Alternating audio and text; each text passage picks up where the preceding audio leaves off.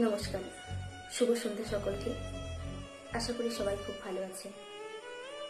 আজকে এমন একটা কথা বলবো যেটা হয়তো অনেকেরই মনের কথা, কিন্তু সবাই সবসময় বলতে পারে না।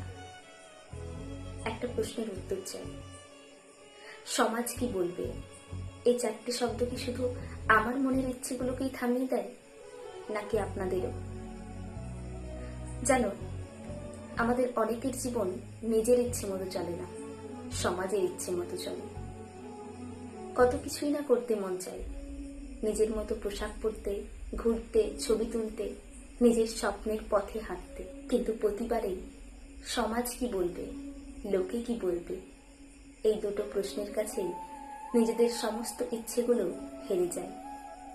আসলে যারা কথাগুলো বলে তারা আমাদের দায়িত্ব নেয়নি, আর ভবিষ্যতে কোনোদিন নেবেও না। তবুও তাদের কথার জন্যই আমরা নিজেদের জীবনটা নিজেদের মতো বাঁচতে পারি না।